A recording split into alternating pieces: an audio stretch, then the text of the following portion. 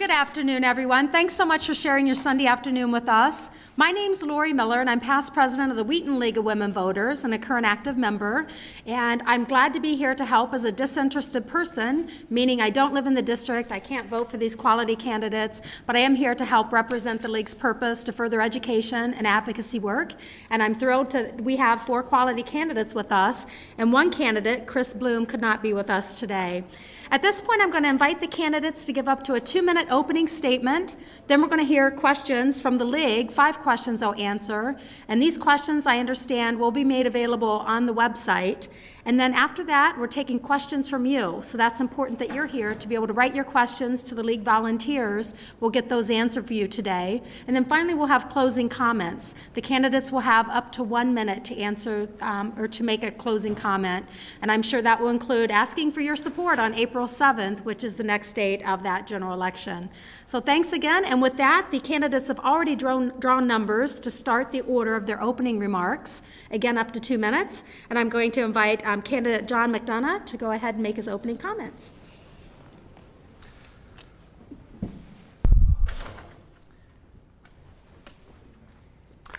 Hello. Thanks to the League for inviting us here today. I'm John McDonough. I'm running for re-election.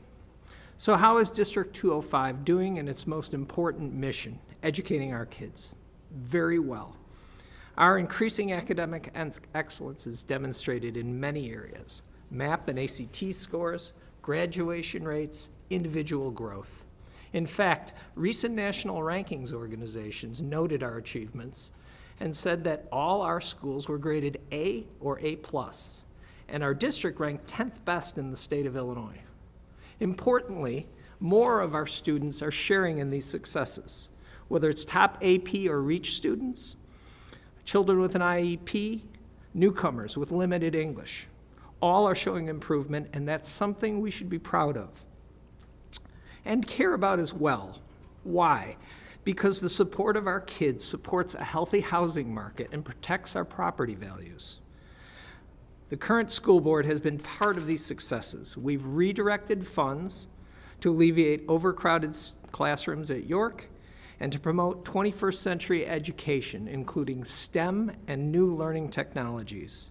We've maximized taxpayers' money by not borrowing against tomorrow's funds to pay today's bills, by refinancing our bond debt and saving about $15 million over the next 10 years for our taxpayers, and by negotiating approximately $10 million in TIF funds. I'm very passionate about these things because it's the right thing to do.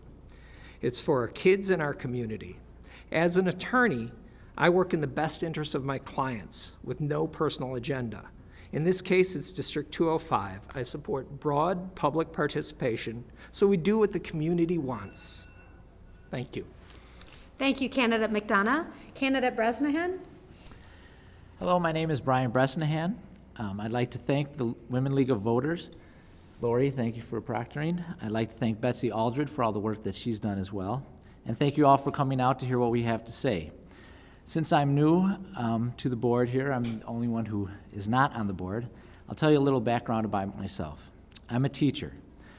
I received a degree at Northwestern University with a secondary education, and I also got a degree in elementary education.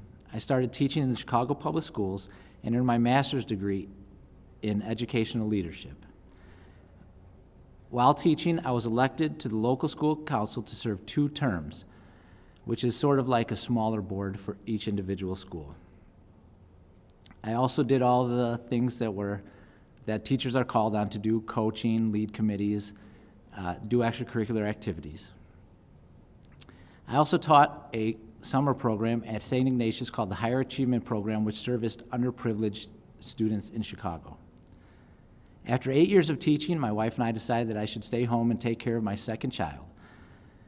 We have 4 now, so we'll be in this district until 2030, so you're stuck with me in one way or another, I guess.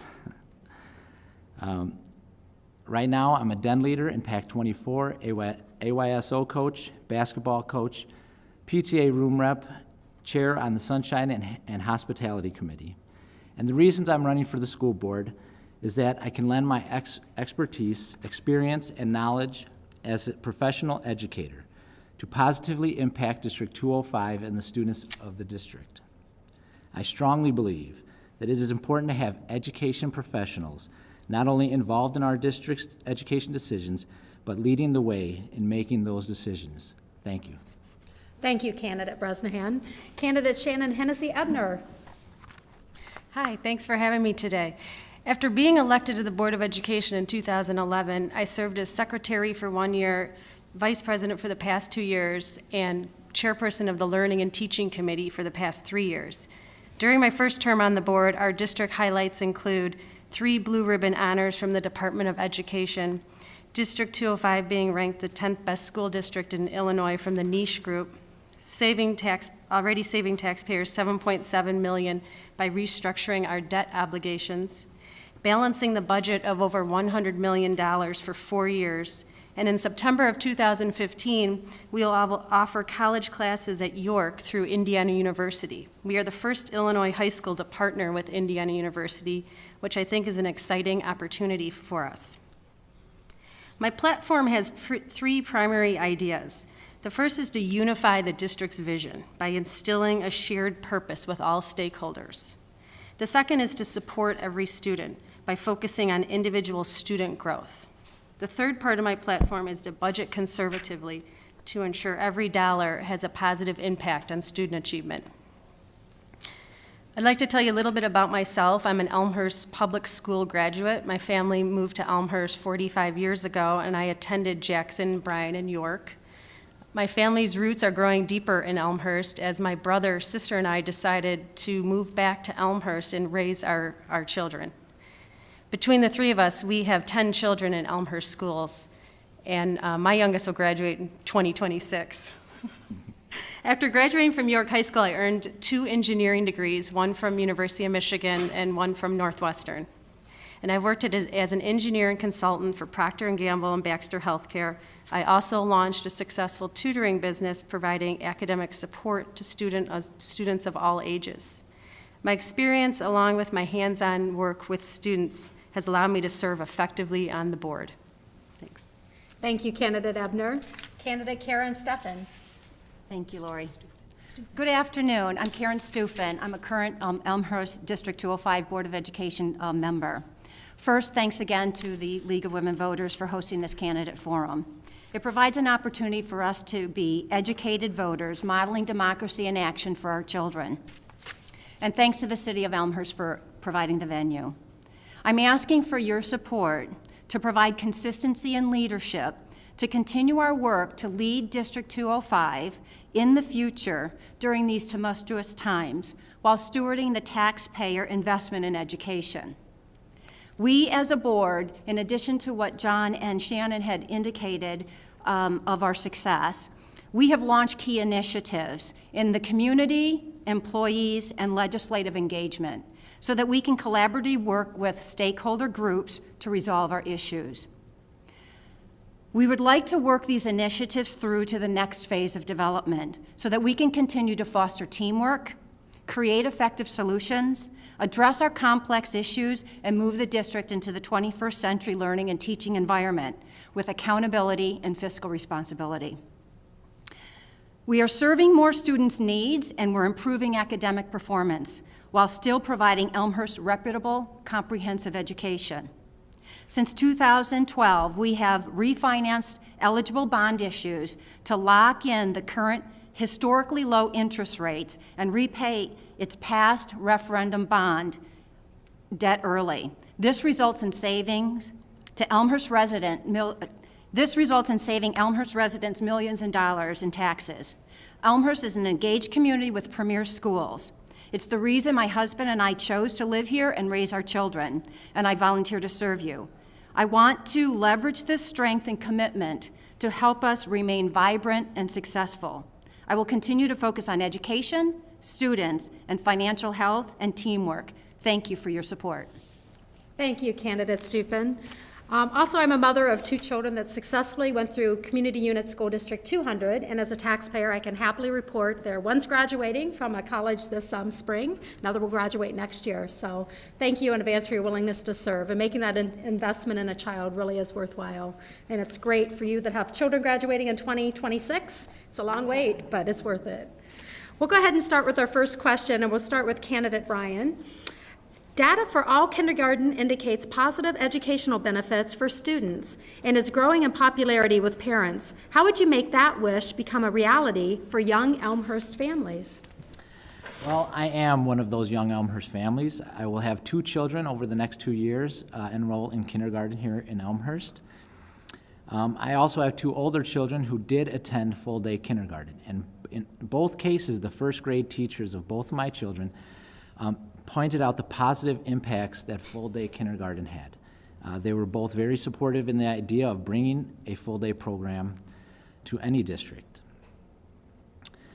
The full-day program would benefit all students, but greatly help the students in need, which District 205 strives to serve.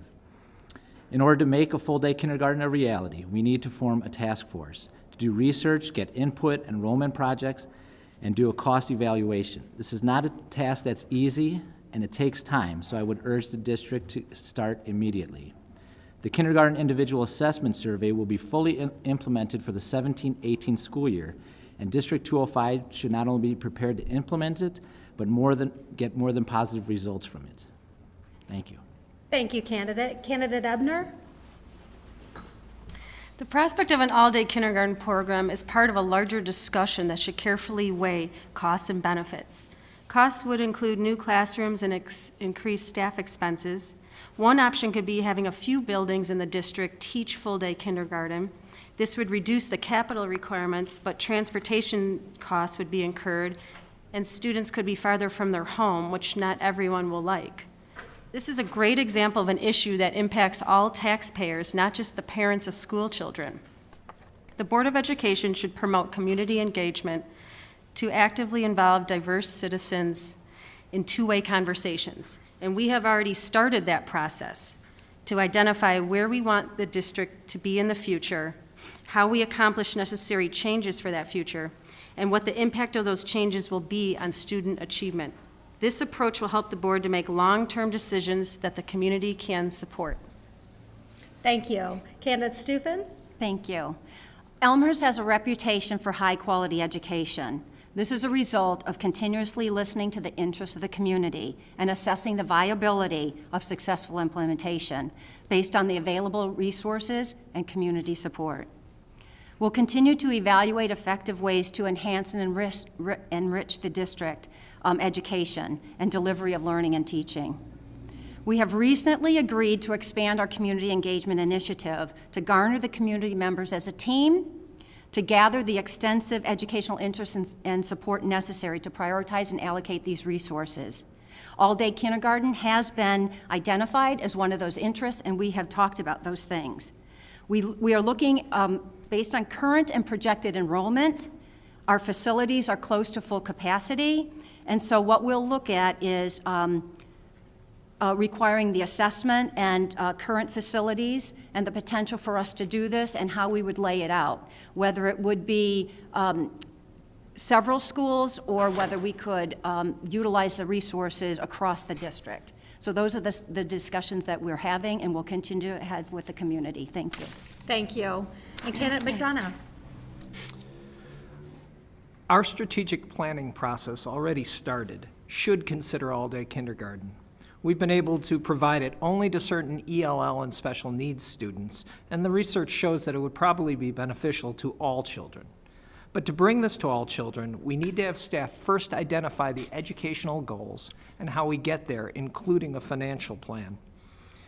We anticipate this means hiring more teachers and finding more classroom space. With our limited resources, though, we're probably going to have to relocate funds and make tough trade-offs. And the board has shown it can do that. But introducing all-day kindergarten across the board is a much larger issue. I believe it requires a rigorous and open public process that lets families and taxpayers have a voice, deciding together how to make the hard choices which are necessary to bring this idea forward. Thank you. The next question will start with candidate Ebner. As our current superintendent of schools is leaving, what qualifications would you look for in a new superintendent? Thank you. Dave Pernod has done a great job by being transparent, communicating effectively, being fiscally responsible, and putting us in an excellent position for the future. With that solid foundation, the next step for the new superintendent is to work with the Board of Education to create a long-term vision for the future. We need a superintendent with strong strategic planning skills and the ability to inspire others toward a shared purpose and vision. Additionally, we have a great group of district administrators and principals, and I'd like the new superintendent to build a strong team with our current administrators. Another desired quality is an educational leader with expertise in learning, teaching, and educational best practices. Our students should come first with everything we do. Thank you. Candidate Stufen? Thank you. We're looking for a leader who values engagement of the Elmhurst community and continues to build upon Elmhurst's reputation for excellence in delivery of a high-quality education. A person who understands the current fiscal constraints and pressures placed on the education system. We'll look for a community who works with the various Elmhurst organizations to leverage our multiple assets for the purposes of enhancing education and the vitality of Elmhurst.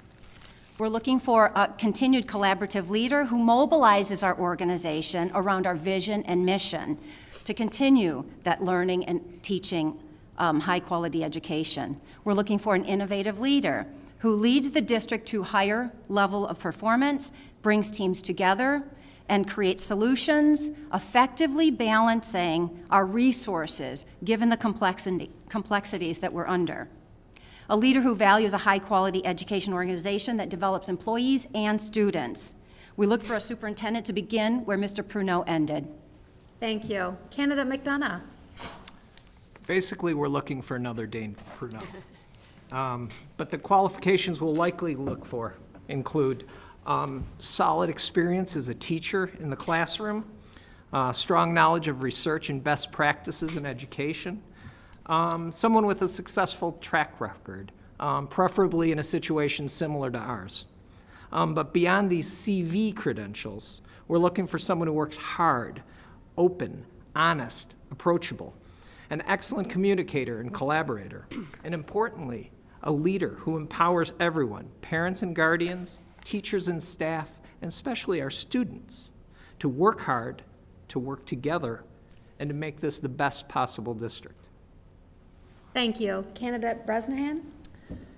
I would like to thank Superintendent Pernod for his service to Elmhurst. With his help, we have become a top district in Illinois, and we should attract the top candidates of experienced superintendents as well. They need to have student-centered focus and growth of the whole child, kindergarten through 12th grade. They should be interested in expanding our enrichment and extracurricular programs. They need to be a visionary leader who can collaborate and form partnerships with policymakers and academic institutions. They need to be strong communicators and promote transparency. Someone who can manage facilities and technology which contribute to the 21st century learning. They need to have a deep understanding of school economics and can be fiscally responsible. Our candidates should have strong moral values as well. And most of all, they need to be familiar with a family-oriented community like ours and understand its needs, and can establish longevity in our administration with consistent leadership. Thank you. Thank you, candidates. The next question will start with candidate Stufen, and we'll continue counterclockwise. You figured out my pattern, I'm sure, right? Okay. What is your position on sharing District 205 properties for flood control? Well, we as a Board of Education have been working with the city of Elmhurst on many different fronts, one of which is economic development. And so we'll continue that collaborative effort with the city so that we can keep Elmhurst vital and an attractive destination for people to live here and stay here. As the responsibility for Elmhurst education rests on the Board of Education, we have an obligation to steward the taxpayer funds wisely, balancing both short-term and long-term, balancing educational needs as well as working collaboratively with the city on behalf of our residents. We're engaging in the community to better understand what the educational interest and what the support is, and the communities that are around the schools that the city has worked with us and identified for flooding. So we will continue to do work with the city, continue to look at what our current facility needs are. Most of our buildings are at capacity. Thank you, candidate. Candidate McDonough? If the city asks to use underutilized school properties for flood control, I think we should help the community at large, as long as it doesn't interfere with our educational mission. The school district and city have always worked well together, but the city's proposal assumed there was no cost to using school properties, and we don't believe that's true. We need the city to pay all these costs. First, the city should bear the costs of keeping children safe, including things such as protective fencing.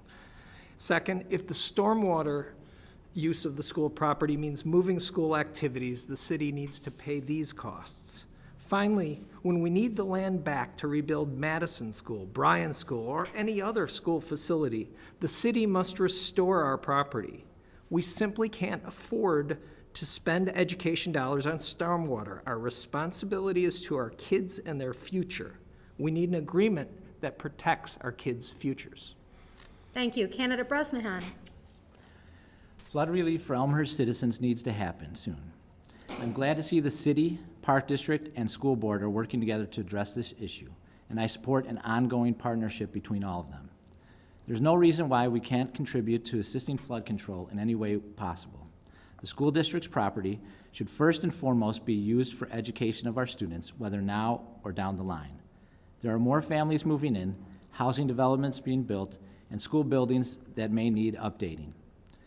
That may make it necessary for the school district to use some land for educational purposes in the future. I support our district properties being used for flood control because Elmhurst needs it. But I want to explicitly know that those lands may have to be used for what they are intended for, the education of our children. And I expect the city to understand and uphold the agreements between the school district and the city in regards to the future use of that land. Thank you. Candidate Ebner? Thank you. Flood control is a complex issue, and we need to carefully weigh the costs and benefits of flood solutions. I would like to focus my answer on stormwater on the southwest side of Elmhurst, where there are about 300 homes impacted by flooding. I'm a member of the Stormwater Committee with the city, and we have studied the use of Madison School Field to store stormwater and help residents on Washington Street. The city has indicated that the Madison School proposal would only provide assistance in a 50 or 100-year storm event, and during those events, a fraction of the 63 homes that flood on Washington would be helped. Using school land should be part of a more comprehensive plan that could help the majority of flooded homes by using a combination of stormwater detention, infrastructure improvements, or private land improvements, which would save more homes from flooding. A larger project will cost more than the Madison project, but could remove over 200 homes from flooding. All homes that flood need a solution and a long-term strategy. Thank you, candidates. The next question deals with the financing topic. That's my day job, so I'm very interested in your suggestions because this is epidemic throughout the state of Illinois. The next question, I'm going to start with you, Candidate McDonough. What is your recommendation for financing pensions? This is going to be decided in Springfield. The school board will not vote on it, but we will have to live with the results.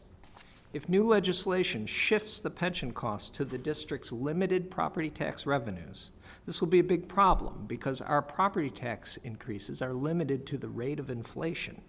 And since our budget is already stretched, this is likely to reduce the number of teachers in the classroom. Everybody in our district, parents, seniors, homeowners, we all need to join with our legislators who are working with us to prevent state leaders from shifting pensions without providing the funding. This would seriously impact the quality of our kids' education. We're willing to work with everyone to find a fair solution. Hopefully, our voices will be heard in Springfield so that our kids don't have to pay the price. Thank you. Candidate Bresnahan? Pensions are near and dear to my heart. As a teacher, I have contributed to the pensions during my career. My wife is also a contributing member to the Illinois Federation of Teachers Pension Fund. We need to look at alternative budgets, managements, and solutions. Senator Andy Minar, who proposed SB 1, the School Funding Reform Act, which calls for Governor Rauner to make good on his adding $730 million of new funding for education, is one act that we can look at. We need to continuously petition our policymakers, having ongoing dialogue with state legislators to reallocate funds so it does not fall on the shoulders of individual districts like 205. Thank you. Thank you. Candidate Ebner. The solution for pensions needs to be solved in Springfield, and the cost of pensions should not be shifted to local school districts. The main concepts of pension reform should include that the state pays their obligations, payments should not be postponed, nor should pension obligation bonds be sold to cover costs. A pension reform bill was recently passed, and the bill ended up in the court system. The Illinois Supreme Court is expected to rule on the pension bill in the spring. When I spoke to State Representative Patty Bellock recently, we agreed that no single school district can solve the pension issue. We need to work with other school boards, state representatives and senators, teachers, administrators, in a nonpartisan approach to discuss pension issues. Our board has been active in legislation and formed relationships with lawmakers. And our legislators are coming to Elmhurst next week to discuss issues surrounding pensions. We will continue collaborating with state legislators to ensure District 205 is heard.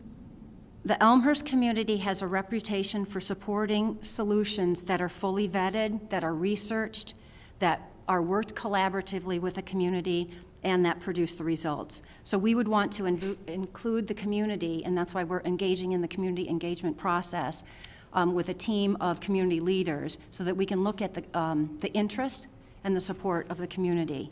So if grade level schools can prove to be an effective and efficient solution that benefits education, students, and the community, they may prove to be yet another success story for Elmhurst. Thank you, candidate. Candidate McDonough. We currently have 2 grade level centers in the district, York High School and Madison Early Childhood Center. But making this change district-wide would indeed be a dramatic change because families bought their homes in our district to enjoy neighborhood schools. This investment expectation can't be ignored nor suddenly changed unless we're sure it's the direction our community wants to head. I believe that this should be part of the strategic planning process just commenced. We need to know whether the financial and educational gains are worth these changes to our lives, and we need to know whether transportation costs will eat up the savings. But if after full study, our community decides it's better for both long-term education and finances, then we'll need to work with administration to craft a careful plan to move forward toward that model. Thank you, candidate. We do have an audience question, and we'll start with candidate Shannon Ebner. Okay. In your upcoming superintendent search, will you conduct community forums to obtain input prior to selecting the next superintendent? Yes, definitely. We started, I have 1 minute. No, I'm sorry. Oh, okay. She held up 30 seconds. Okay. So definitely, we started the process. We have picked our search firm, and we're going to be meeting tomorrow, in fact, to discuss the timeline for hiring the new superintendent. It's going to involve surveys and focus group interviews. My idea is to have focus group interviews up front so we can tap into the community and ask what they're looking for in the superintendent. And then possibly at the end, when we have final candidates, we could do interviews again and get community input on those final candidates. So we will heavily involve the community. Thank you. Thank you. And candidate Stufen? Sure, absolutely. In the superintendent search, we will involve community forums. Similarly to 4 years ago, when the previous Board of Education was hiring Mr. David Pernot, it was a process that's going to be similar to this one, where we not only included the community, but employees and the assistant superintendents and the staff, so that we could get a broad brush view of what this community is looking for, what the employees are looking for, what the students are looking for, and what's good for us to move us forward. To be that high-quality education, the reason why people move to Elmhurst besides the economic development and those sorts of things. So it's going to be a similar process, and I remember even back then, the candidates were involved with that process, and so that's what we would do. It's important to get everyone's perspective and buy-in, because that's how you bring a superintendent on board who can transition with the community to come into the district and really start from the ground floor and work quickly for us. Thank you. Thank you, candidate. Candidate McDonough? I can't add much more to what they've already said, other than it was a component of all the proposals that we reviewed in determining to choose BWP for as our consultant. It includes public participation at the beginning to find out what would be a good fit with our community, and at near the selection process to determine whether some of those things have been met. It is part of this process, which is, as I term it, finding a good fit. Like we had with Mr. Pernod, we're hoping for similar success in this process. Thank you. Candidate Bresnahan? Though I'm not currently involved in the process, I'm glad that they are opening it up to community forums, because I would very much like to be part of that process. I believe that community members, staff in our district, should have a say in it should be a collaborative effort in what candidates we bring around. And as I said before, we need to get a candidate who is familiar with a family-oriented community like ours and understands its needs, and what better way to do that than with community forums? Thank you, candidates. Since we have no other audience questions and I get to serve as the moderator, 2 questions always come to mind from audience members, so I'll go ahead and ask since we do have a little bit more time to share. And we'll start with candidate Karen. The question is, what are the top 3 priorities you see that you bring to the board to affect change or to complement existing strategic plans here for District 205? First off, I'll look at my background that I articulated more last 4 years ago when I was running as a candidate, which comes from my, my professional background. One is I'm a computer science major, but I wasn't just working at Bell Labs for innovative technology, but then moved toward applying technology into business applications or education. And so, and in doing that, then looking at transforming organizations when the economy hit telecom 20 years ago. So there's a lot of different perspectives that I bring to the table from my background that we've already leveraged here. That's why the whole vision and strategy and looking at technology as well as the culture, looking at community engagement, legislative engagement, and employee engagement, because all of those things are critically important. You have to make sure that you're looking at all the balls that have to be juggled at one time. You have to make sure that you're communicating clearly to everyone about what you want to accomplish so that everyone has buy-in and understands the plan and can execute. Thank you, candidate. Candidate McDonough? I think the 3 things for me would be, number 1, I take the approach that I do in my job as an attorney. I always look to see what the client wants. And as I said, in this case, it is the community. What direction does the community want to take? Second is I bring certain professional expertise to the board. It's a group of individuals who bring different skills and work very successfully and effectively as a team bringing different skills. Mine complement the others. I took a significant role in negotiation of the TIF project agreement that brought us about $10 million delegated for education purposes. I am on the Stormwater Committee with Shannon Ebner to make a constructive solution with the city that benefits the community. The third thing would be simply that we've brought, and all of us together, it isn't particularly me, but we've all brought this new spirit of respect, collaboration, cooperation to the board, that we respect each other's opinions, and I think I work well in that situation. Thank you. Candidate Bresnahan? Can you repeat the question? Yes. What would you see would be the top 3 priorities you'd like to focus on existing strategic plans or new ideas to help District 205? Well, District 205 is a top 10 school district that was said earlier. So Mr. Pernod has led us down a wonderful path along with the school board that we have in place already. Some priorities that might help would be continuing with the strategic planning that we have to address the issues that we've stated today, including possibly getting involved with Illinois' Vision 2020, which is school administrators that come together for alternative funding and to find out better ways that we could help the community, the school districts serve the community. Thank you, candidate. Candidate Ebner? I think the three priorities or qualities I bring to the school board is, one, I'm an engineer, so I'm a natural problem solver, and we're full of problems with the school board because we get so many things thrown at us each day, so we're constantly solving problems. And also, I have a collaborative nature. I've learned quickly being on the school board that one school board member really has no authority, so it's really about collaborating and building consensus for team decisions. And I think the third thing that I bring is a level of optimism. I know that we can improve and we can do better, and it's having a good attitude and knowing that we can do this. Thank you, candidates. Thank you for that impromptu question. At this time, I'd like to invite our candidates to make up to a 1-minute closing remark and finish any thoughts, any questions you didn't get full amount of time to address. Go ahead and add those too. And candidate, we'll start with you, candidate Stufen. Sorry. It's okay. Thanks, Lori.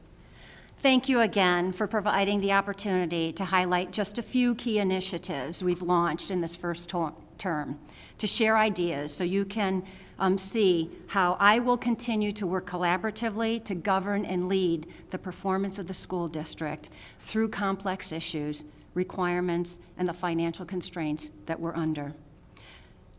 We plan to continue to set the bar higher, to be accountable, resolve complexities, be a good steward of taxpayer money, and engage the community.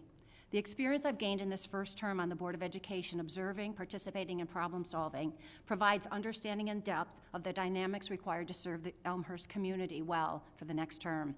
I'll continue to be an engaged Board of Education leader who has a track record of accountability, fiscal responsibility, and working together to execute successful solutions for all. In order to do these things, I need your vote. Remember, on April 7th, vote for Karen Stufen. Thank you. Thank you, candidate. Candidate McDonough? Thanks to the League for hosting this very valuable tradition. We know that compared to 4 years ago, our schools are better, academically, financially, morale, and our district is working to reach every child wherever they are. Certainly much of the credit is due to Dave Pruneau, as well as the dedicated teachers and staff, and definitely our involved community. But some credit is due to the current board, which is working hard and smart, collaboratively, professionally. You have a highly effective team, with each member taking a special role and bringing special value to each issue. We've heard today about some of the big challenges ahead of us. I'm ready to continue our course of facing our challenges in a way that reflects our community's values, building the trust necessary to face challenges together. I'm asking you to vote for me, John McDonough, for school board, and I thank you for your time, for listening, and please take the time to vote. Thank you, candidate McDonough. Candidate Bresnahan. Well, thank you again to the League of Women Voters, and thank you to the audience members. And I wanted to say thank you to the board members up here who have graciously served our district. As I listen to a lot of these responses, I'm confident that whomever you choose to be on your Board of Education, our children are in good hands. We all have the same goal, to do what is best for the students and the community of Elmhurst. As I reviewed the Elmhurst School District's mission statement today, it stated that we will meet the educational needs of all students, challenge each to his or her full potential, and to ensure a foundation for future success. I realize that is what makes Elmhurst so great. I also know that is how I ran my classroom, and I know that I would take that mission to heart when serving as your school board member. It is important to have educators helping make the education decisions in Elmhurst, and I hope that you allow me, Brian Bresnahan, to contribute in any way I can. Thank you. Thank you, candidate Bresnahan. Candidate Ebner? I'm a board member that seeks to build partnerships with a broad spectrum of community members and develop a shared purpose for our future. A great school system can only be achieved through cooperation and teamwork, and that starts with the board. I've been a voice for the development of a long-term strategic plan that addresses the operational and fiscal challenges of our district. I believe that my work during my first term on the board has helped District 205 to make improvements in many areas, and I would like to spend another 4 years working to ensure that our district continues to improve. Please vote for me on April 7th. Thanks. Thank you, candidate Ebner. Thank you so much, audience, for being here today. Thank you, candidates, for your willingness to serve. I agree with what you say, candidate. Everybody is a clear choice, so I wish there was room at the table for all of you with your vision and your willingness to help this community continue to prosper. With that, audience, it's a great time to join me in a round of applause for these candidates. Hello, my name is Judy Hoffman, and I am a member of the League of Women Voters of Evanston, and I'm here to moderate this forum today. The League of Women Voters is a nonpartisan political organization which encourages active participation in government. Yesterday was the 95th anniversary of the League of Women Voters. The League works to increase understanding of public policy issues and influence public policy through education and grassroots advocacy. The League neither supports nor opposes candidates for office at any level of government. In the spirit of nonpartisanship, no campaign pins, shirts, hats, or signs can be displayed in this room, and nor may campaign literature be distributed in the audience. Candidate materials can be found on the table outside of this room. Also, please, no flash photography during the forum, and please silence your cell phones, pagers, or other devices. For the April 7th consolidated election, there are 12 candidates on the ballot for 3 6-year term trustee positions open on the College of DuPage Board of Trustees, Community College District 502. All 12 candidates are participating in today's forum. Thank you very much. Earlier we met and the candidates drew numbers for the order in which they will be seated and make their opening statements and following a form moving along for answering questions. And I will introduce them in this order, starting with number 1 to my far left. Deanne Mazzocchi, Kim Savage, Charles Bernstein, Matt Gams, Dan Bailey, Frank Napolitano, David Carlin, Sandra Pijos, Claire Ball, Nancy Svoboda, Roger Kempa, and Joseph Wozniak. Thank you all again. Audience questions are now being accepted and must be written on the index cards that are provided by the ushers. If you want a card during the forum, just raise your hand and an usher will bring you a card. And again, when you are done, raise your hand and they will come pick it up. Questions should not be directed to a particular candidate. Each candidate must be able to respond to each question. And as to let you know, due to potential litigation regarding the president of the College of DuPage's retirement package, direct questions on this topic cannot be answered by all candidates and as a result may not be asked during the forum. Members of the League of Women Voters will review the questions for redundancy and sort them to allow the widest variety of issues to be addressed and bring them to me. In your program, 5 questions are listed that were sent to the candidates ahead of today's forum. They were asked to submit written responses to the questions, which will be posted on the League of Women Voters of Elmhurst website. Timekeepers and time cards will give the candidates notice of their remaining time on each statement and the questions. If a candidate is still speaking when the stop card is raised, they may complete the sentence as long as it requires only a few words. The forum will begin with opening statements from all candidates, and statements may be up to 2 minutes in duration. After the opening statements, I will ask candidates to answer first 2 of the 5 league questions prepared for today, and then if we have audience questions, we will follow with that. The candidates will have up to 1 minute to respond to each question. And we will, there's time for no more questions, candidates will then be asked to make closing statements up to 1 minute in duration. We will stop with opening questions at position number 1. We will move along the line to alternate the first responses for questions. And when we get to the closing statements, it'll be in reverse order, with Mr. Wozniak at number 12 starting the closing statements. I'll be happy to repeat any questions for the candidates. And as this is a nonpartisan event focusing on the issues, we ask that the audience refrain from comments or applause during the forum. We definitely let you applaud at the end. We will now begin with the first opening statement, which will be given by Ms. Mazzocchi. Candidates, you will have 2 minutes. Thank you, moderator, and thank you to the League of Women Voters and the residents who are in attendance today, as well as to those watching. A bit of background, I grew up in Villa Park, where my mother was a teacher and my father a small business owner. I now live in Elmhurst with my husband and my 2 children, one of whom attends Elmhurst Academy and the other one who is a student at Hawthorne. I graduated from Willowbrook High School, then went to Boston University, and I was able to graduate in 4 years with some help from classes at COD, and then I also graduated from the George Washington University Law School. I would not be where I am today without my education, so I'm very appreciative that you've taken the time to come out here and find out what we need to know about COD for the upcoming April 7th election. COD is a great school to give people new opportunities. And unfortunately, COD's trustees have not, in my opinion, protected the school the way in which they should have.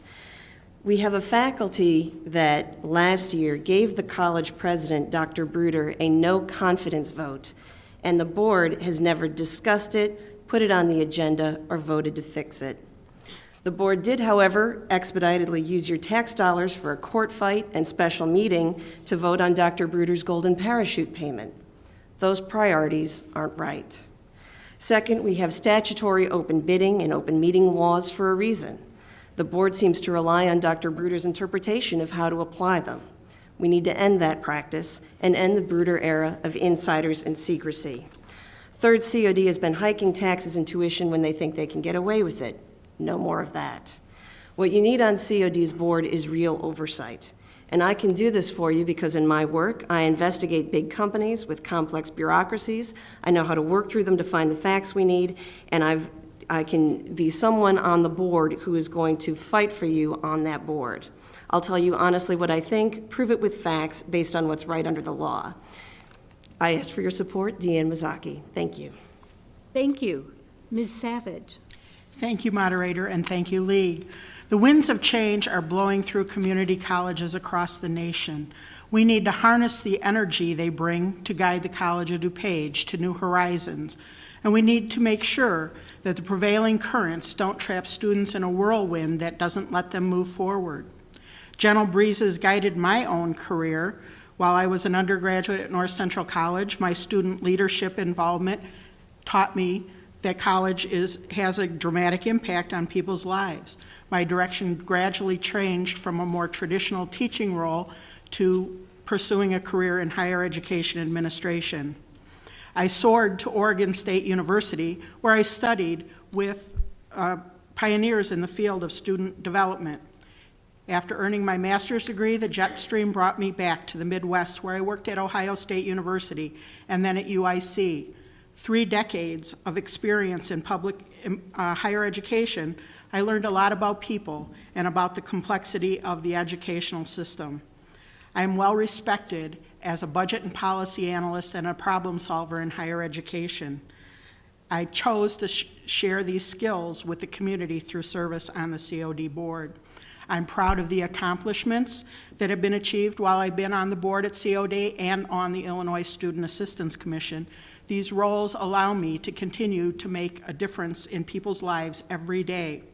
Through my vast network of contacts throughout Illinois and the nation, I stay current in the conversation about higher education administration. I hope that you will all help me continue my dedication to student access and affordability. Please consider to vote for me on April 7th so I can continue to be the wind beneath the wings of our students. Thank you. Thank you. Mr. Bernstein. Thank you. It is a pleasure to be here, and thank you to the League. I am Charles Bernstein, and I am running for the COD board. I've lived, 30 years in DuPage County. I raised my family here. All 3 of my kids went to COD. I have a master's in business from the U of I. While I was there, I passed the CPA exam. Before that, I served in the U.S. Army. Now, my career was in information systems. Our company wrote software and provided consulting for companies in a variety of industries. And what we did is allowed them to help them access their data and help them analyze that data to make better management decisions. And that's what I did. I've been retired now for a few years. As someone who has an accounting background, one of the first things I looked at when all of the articles came out in newspapers around the summer was the annual report of the College of DuPage. And it is financially strong, the college. But the College of DuPage could be leaking money like a sieve, and you wouldn't know it from reading the audited financial statements. Let me give you just one very simple example among, believe me, many. The Waterleaf restaurant. In 2012, the Daily Herald reported that it lost over $570,000, and yet we don't know what it has lost since. What has it cost the college and the taxpayers since? Because it is not in the annual report. It is lumped together. This is a problem with board oversight, every bit as much as it is the administration. That is why I am running. Thank you. Thank you. Mr. Gams. Thank you. My name is Matt Gams, and along with my wife Chris and my sons Charlie and Michael, we live in Naperville Township. Being a servant leader has been a primary part of my life. I believe that good citizenship starts with finding ways to serve one's community. Up until this race, I have primarily volunteered my financial services expertise to many not-for-profits and business and community organizations. But I was motivated to be a candidate for the first time because career education continues to move up the list of things that will determine success in today's economy. The College of DuPage is a career training center, an asset for our region, and helps tens of thousands attain economic security every year.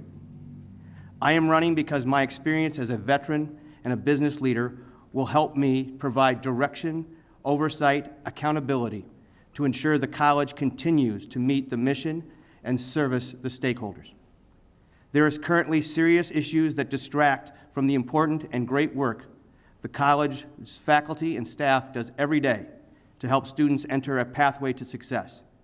As a business leader and a trustee of my alma mater, I am well versed in executive and higher education oversight, strategic leadership, and communicating with the public. My platform for results starts with hiring a new president whose values and priorities match the community of which they are hired to serve. Strong oversight. The college's massive business enterprise with hundreds of millions of dollars in revenue, my decades of running businesses and advising executives give me an experience to help this board understand their mission better. I'll leave you with this, that the college is a public trust, and the board should work with the public. Thank you. Thank you. Mr. Bailey. Well, thank you. And thank you all for coming out. My name is Dan Bailey, and for too long, we've all been hearing about problems at the College of DuPage. And I, along with others, in 2009, worked on to support a reform slate, and unfortunately, all the hopes have not been realized. COD needs reform now. I want to be there to be your needed voice to stop the waste, to increase accountability and transparency, and to keep the educational quality high and tuition affordable. I grew up in DuPage as the oldest of 9, actually Elmhurst, and with my wife raised 3 daughters in Wheaton. I was a locomotive engineer for 30 years, active in my union local, sometimes as a local official. I'm retired now, became an RN a registered nurse at the College of DuPage, and joined the American Nurses Association, where I also served on their local district organization. And I've gone to COD over and over again, and two of my daughters have. I know it's a great resource for our community. I've been a political activist for reform in Cook and DuPage County since 1983. I've been an activist for workplace health and safety on the railroad, which led me to being on the board of the Chicago Area Committee for Occupational Safety and Health. I am for good education and for teachers and students and efficient use of taxpayers' investments in this great resource. I've been endorsed by the COD Faculty Association, and bottom line, if you want to clean up this mess, you can vote for Dan Bailey on the bottom line of the ballot. And I want to thank you. Thank you. Mr. Napolitano. Thank you, Judy. Thank you all for coming out today. My name is Frank Napolitano. My wife and I live in Bloomingdale, where we are raising our 5.5-year-old twins. I am a 28-year resident of DuPage County. I attended the College of DuPage. We're active members in our community through the Lions Club and through our local church. Over the years, I've served in a couple of roles as an elected official. I was a village trustee in Bartlett, where during my time on the board, we were able to reduce the budget by 6.4%. At the same time, we were delivering the service that the residents came to expect. We improved services for the residents. We were named the 4th safest town in the nation based on a population of 25,000 or more people. I also served on the U46 school board, so I understand balancing large budgets. U46, as you may know, is the 2nd largest school district in the state with just over 40,000 students. On both of those boards, I was known to ask the tough questions. I was known to ask why when it came to spending money. If it was a capital purchase, I would always look for a return on investment. If there was not going to be a short-term and measurable return on investment of the money we were looking to spend, it was not going to be something that I would support. And I also would always do a cost-benefit analysis. If it was going to improve results somewhere, I wanted that to be proved out. Where have we done this before? What school district has bought this before, and how has it improved results there, and what can we expect here? And the same thing on the village board. I'm perfectly happy to continue to ask those tough questions. I believe that is something that is missing on the College of DuPage now. I believe we need to serve the taxpayers, and if elected, I will work to restore the public trust in this fine institution. Again, Frank Napolitano for College of DuPage Board. Thank you. Thank you. Mr. Carlin. Thank you, Judy. Thank you, Elmhurst League of Women Voters, also for having me here today, and for giving all of us as candidates the opportunity to address the voters and talk about the important issues facing the College of DuPage. I'm running for College of DuPage trustee because I'm passionate about College of DuPage. Some of you may know that I had the privilege of serving on the College of DuPage board for 6 years, from 2007 to 2013. When I came onto the board, there was all kinds of controversy. The college was talking about starting a campus in Costa Rica. Why a community college would have a campus in Costa Rica, I don't know, but we stopped that from happening. Additionally, there was lawsuits that had been filed by numerous, at least 2 members of the Board of Trustees against each other. There was allegations of sexual harassment. Long story short, I got on the board and I helped clean things up, and I have a record of reform at College of DuPage. One of the first initiatives I sponsored was to stream the meetings of the Board of Trustees online so that the average voter could see what was going on at the college and be aware of all the college's business. We also posted the checkbook and check register. At the time, a good government group in Illinois said that College of DuPage was the model of transparency and open government. Obviously, things have changed in the last 2 years. We're seeing some additional controversies at the college.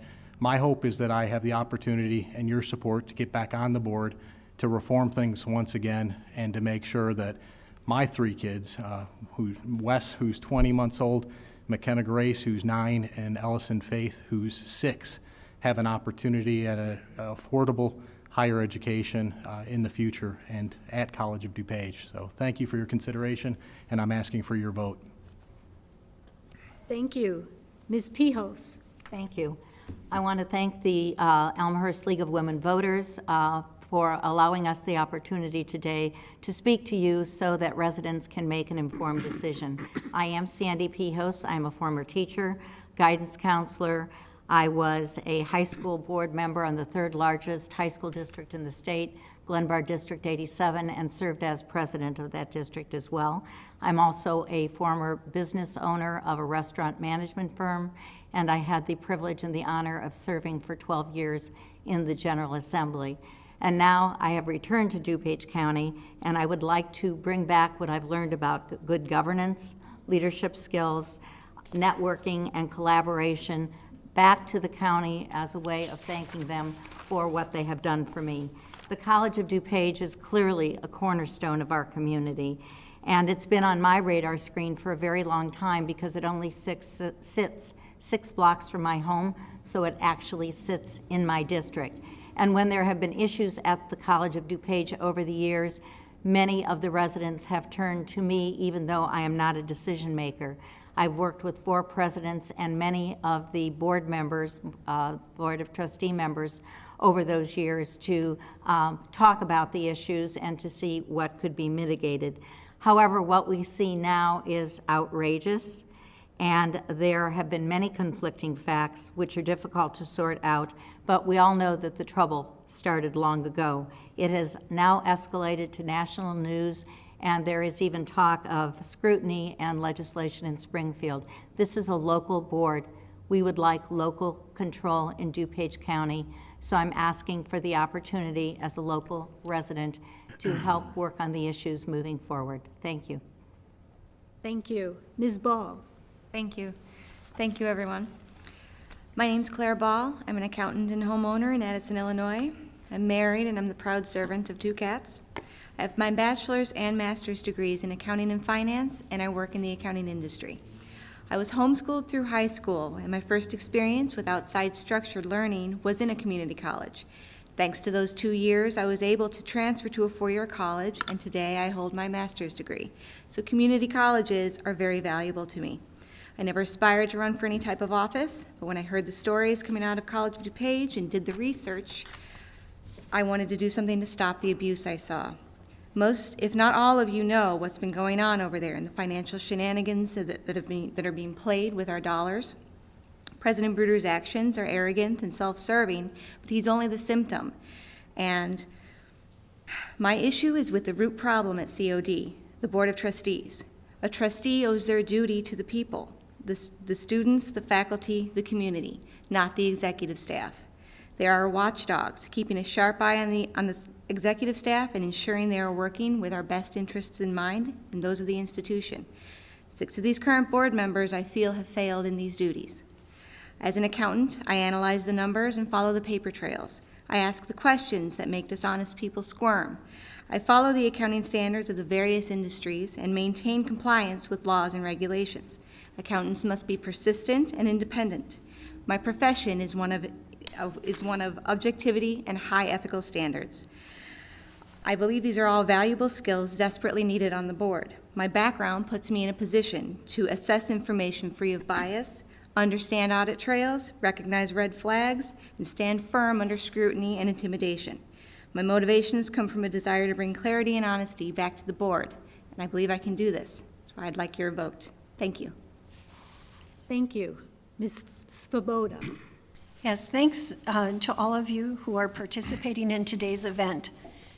A Board of Trustees is comprised of people with a variety of interests and skills.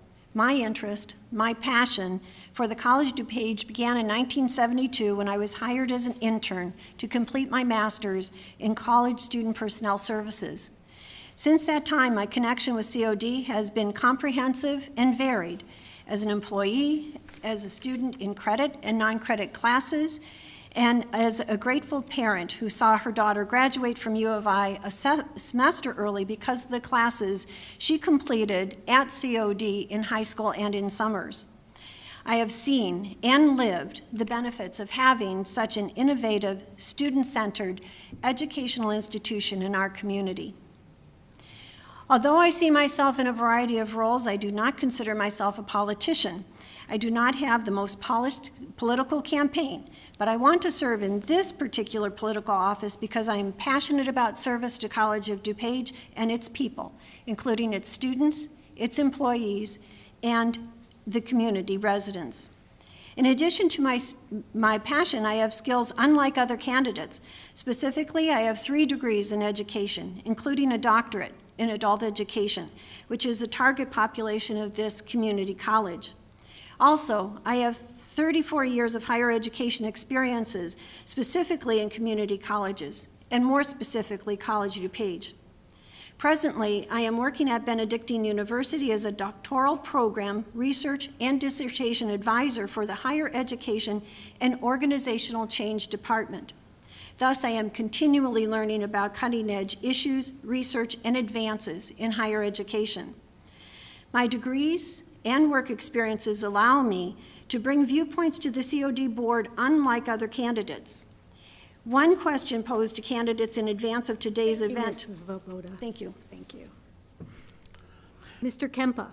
Thank you. Yeah.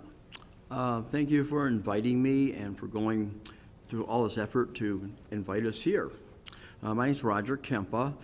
I'm a resident of Darien. I was brought up in Lombard, and I have a career of excellence in community college, business, and administrative management. I have a 0 learning curve, I think, for getting on this new board because of my experience with many, many different kinds of boards, all different kinds. And I'm a graduate of the College of DuPage, class of '73, and my goodness, things have changed vastly since then. And I have an MBA from Benedictine University. DuPage County is my home. And I work for the taxpayers and the students. That's who I work for if I get hired by the voters. And in summary, I have a platform prepared for distribution. I could go quickly over it. I do want to work with the present board members, whoever is going to be on the board. There's a lot of curing and healing that needs to be done, and being nasty is not going to accomplish anything.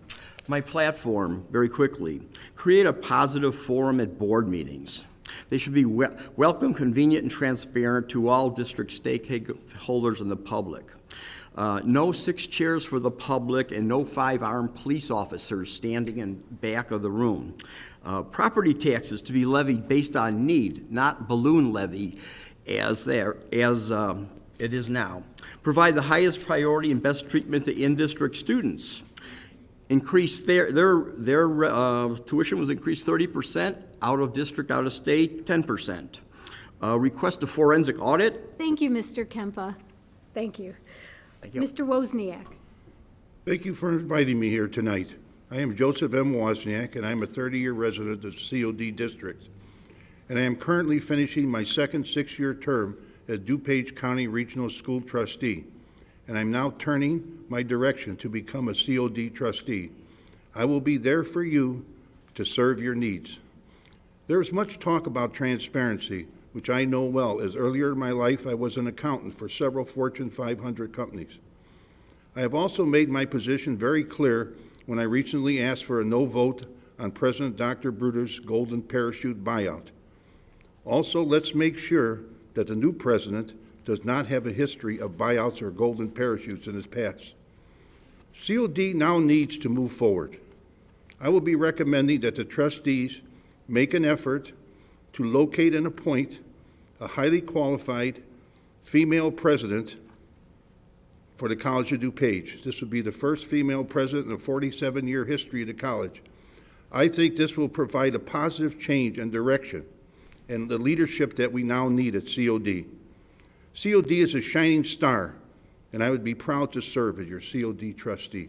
Thank you very much. Thank you. We will now begin the questions, but before so, I failed to mention the length of the forum today. With so many candidates, to make sure to get enough information is shared, if there's enough questions, we could go as long as 90 minutes. We've already taken up 30 with just going through the opening statements. but hopefully you'll find this informative. So now begin with the questions, beginning with Ms. Savage. Again, we will work our way around here and end up with Ms. Mazaki. The first question, all candidates, you will have 1 minute to respond. First question is, what are you seeking in a new president? Ms. Savage. Thank you. The College of DuPage is one of the preeminent community colleges in the country and requires a president who can nurture the dynamic educational environment and work with the community to lead its continued development. The president must be selected through an open process that includes the constituencies within the college and community leaders. The new president must have demonstrated experience in a dynamic community college environment, knowledgeable about the rapidly changing higher education climate, and a commitment to ensuring that the community's educational needs are always the highest priority. The new president must possess a collaborative management style and will need to have the skills to heal the tensions and wounds by listening to and understanding the concerns of all stakeholders so that trust can be reestablished between the faculty, staff, students, community, and the board. Unfortunately, the pool of great candidates may be limited. Thank you. Mr. Bernstein. Thank you. Warren Buffett, when asked what he looked for in those he hired, replied, "There are 3 things that I look for: integrity, intelligence, and energy. And if who I hire does not have the first, the second 2 will kill you." Now, I think we can take a page out of the last COD hire. Let us find someone who was not given a vote of no confidence at his last college. Let's find someone without a reputation for rancor and controversy. Those things should set off alarm bells.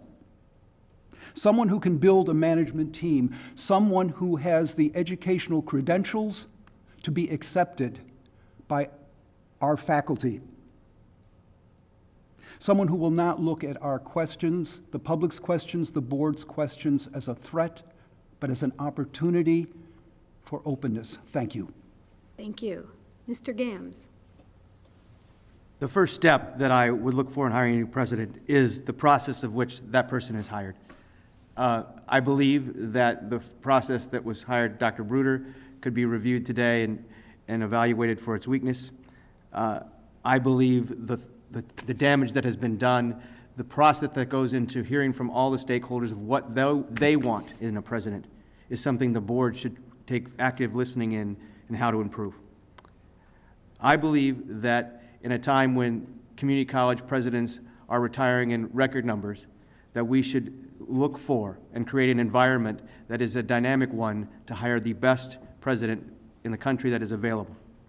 We can only do that by working together and creating an environment for that person to come and join us at COD. Thank you. Thank you. Mr. Bailey. Thank you. I would look for leadership as well as the ability to work collaboratively with board members, students, faculty, and the community. The skill to bring together people as a team to determine the best course of action for the school as it relates to its goals and objectives. Experience as a leader, communicator, and collaborator shown by past evaluations and recommendations. The committees designated with this responsibility must do extensive research before making a decision, might work with a professional search firm. Thank you. Thank you. Mr. Napolitano. I believe the ideal new president will be someone who has the experience as both a college professor and the experience and proven leadership of an administrative leader, someone who will collaborate with the members of the faculty, the department leaders, community residents, taxpayers, and the board. Somebody who will bring proposals from those people to the board for final approval, and someone who understands that they serve and report to the board, and ultimately they serve and report to the public and are held accountable as such. Thank you. Thank you. Mr. Carlin. Thank you. College of DuPage needs a strong leader with vast experience. I'll wait 1 second as the fire truck passes, if that's okay. You can hold the timing, yes. Thank you. I'll repeat that. College of DuPage needs a strong leader with vast experience. The College of DuPage isn't a place for on-the-job learning, especially when it comes to its president. There's difficult decisions that need to be made. There's sometimes contentious issues. When I was on the board, we had a 14-month contract negotiation with the full-time faculty. The president is the board's representative in those negotiations. Having a president that just walks in and gives everything to the faculty, who gives everything to other constituency groups, isn't in the best interest of the college or the community. So you need somebody with experience, you need somebody that's strong, and you need somebody that isn't going to leave with a golden parachute. Thank you. Thank you. Ms. Pihos. Yes, it is important to bring all the stakeholders to the table when hiring a president who demonstrates vision, honesty, integrity, who is respectful, collaborates, and values the opinions of everybody. Important criteria to me would be provides an intellectual atmosphere conducive to the stimulation and interchange of ideas that empowers employees and promotes harmony and teamwork, works well with the trustees who have the final oversight for the benefit of the college and the best decisions, demonstrates good judgment in making financial decisions, and adheres to organizational policies and procedures when requesting financial expenditures, and is completely transparent when presenting operational audits, displays unconditional positive regard to build trust and rapport with the community, avoids managing by crisis and disagrees diplomatically, accomplishes results without creating fiction, and a thorough vetting is important because... Thank you, Ms. Pihos. Thank you. Ms. Ball. Thank you. Of course, we want experience, but I'm looking for someone who, with integrity and high ethical standards, with a commitment to collaborating and working with people.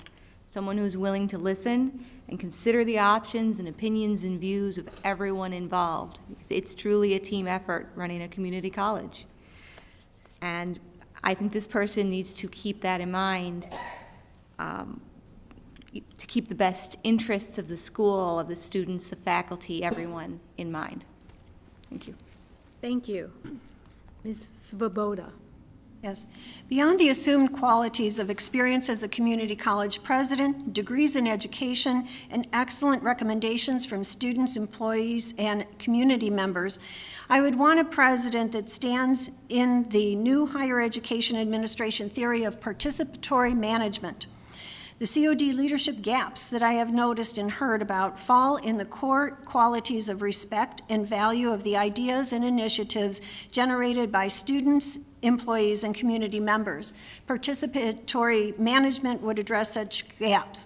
Presently, COD's long history of innovations, accomplishments, and excellence are being overshadowed by the recent accusations.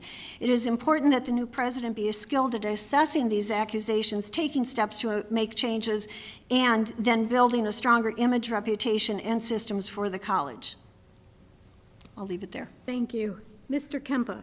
Yes, in the new president, I'm looking for someone with excellent leadership skills, including past and present confirmed skills and demonstrated abilities, as an excellent listener to all, decisive quality judgment, a positive track record in both his or her professional as well as personal lives, possessing the personal traits of humility, and use of common sense as a basis for reasoning, a natural, sensitive person, but demonstrated ability to make tough decisions and carry out those decisions in a manner conducive to acceptance.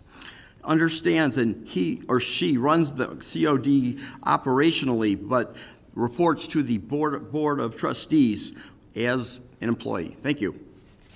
Thank you. Mr. Wozniak. Yes.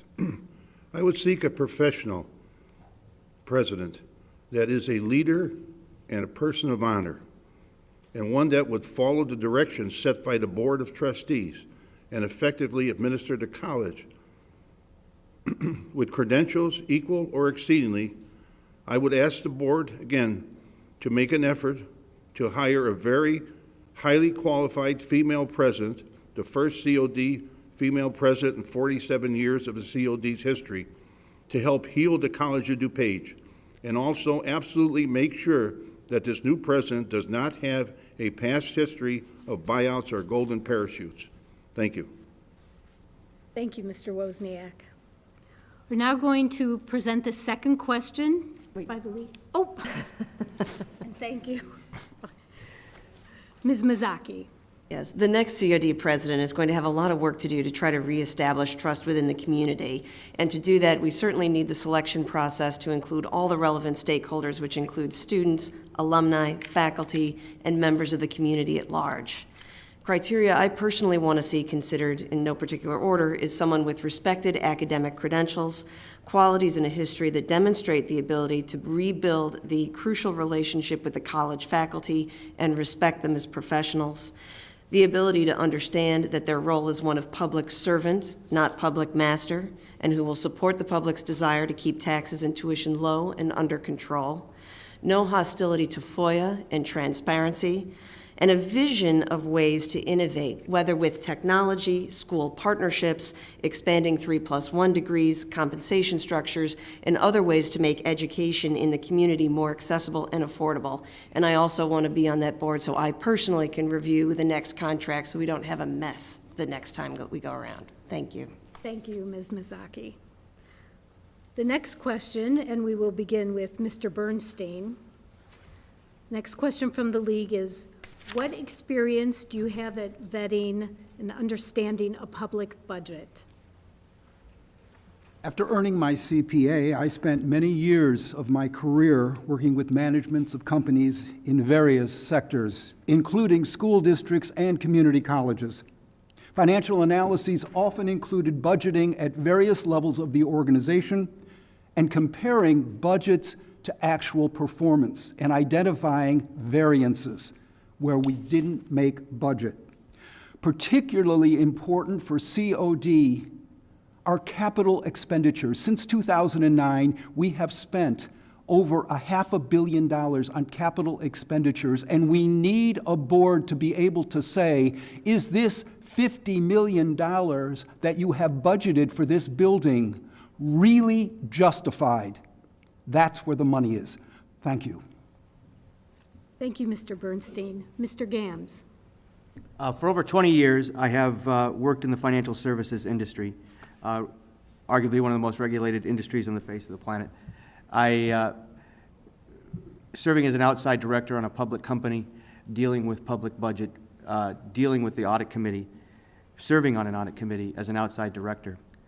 The things that I look for the most is a clear understanding of staff's ability to articulate the difference between cash and accrual, and able to simplify things down. The reason that it is public information, it is needs to understand whether they are stakeholders or shareholders, that information has to be understandable to the people who it is their money. That is something that has sometimes been lacking. The more complex we make things, sometimes it is by design to mislead us from what is most important. I believe that over that time period of the 20 years, I have learned how to look at things and ask staff to put it in a form that is best understood not only by me, but by the people I represent. Thank you. Thank you. Mr. Bailey. Okay, thank you. I served as secretary treasurer for my union local and have an understanding of basic accounting. A public budget is funded by public dollars, and proper scrutiny of all expenditures is the responsibility of the board. And I intend to take that responsibility seriously, given the current situation at the college. Thank you. Mr. Napolitano.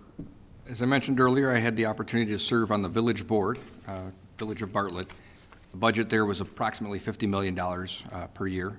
I also served on the U46 school board. Their budget was about $500 million a year. Both times, as I mentioned earlier, I asked the tough questions. There was a process, especially at the Village of Bartlett, where we heard from department leaders that wanted to have a purchase made for Public Works, for example. If they wanted to purchase a new truck in Public Works, they would come before us, they would present what it was that they wanted to purchase, they'd talk about why, is it reducing operating costs, is it going to improve the service to the residents. Those type of conversations are what we need to have as a public body overseeing the taxpayer dollars that we're entrusted to do so with. I definitely think I have a good experience for this, and I hope to have your support. Thanks. Thank you. Mr. Carlin. Thank you. As I mentioned previously, I haven't been on the College of DuPage board for 2 years, but I was on the board for 6 years when there was a little bit less controversy. I voted on 6 budgets. I'm responsible for some savings that occurred under those 6 budgets. As an example, we used to have the RISE group that oversaw construction management on the college campus. We eliminated the RISE group, brought the operations in-house, and saved $3 to $5 million. Additionally, the Business and Professional Institute was reorganized as the Business Solutions is what it's called now. That also was resulting in millions of dollars of savings. In addition to those two, in addition to the 6 years I served on the College of DuPage board, I also am a former senior advisor to the State of Illinois Treasurer's Office and a former district director for the United States House of Representatives. So I've worked in government, and I've had to work under a budget and look out for the interests of taxpayers before. Thank you. Thank you. Ms. Pihos. Yes, as a state representative, learning to read and thoroughly review a budget is certainly challenging, but staff was diligent in teaching me how to make operational decisions in conformance with budget limitations. I voted no on the last 11 of 12 state budgets because it was apparent that there was little accuracy in estimating costs or controlling expenses.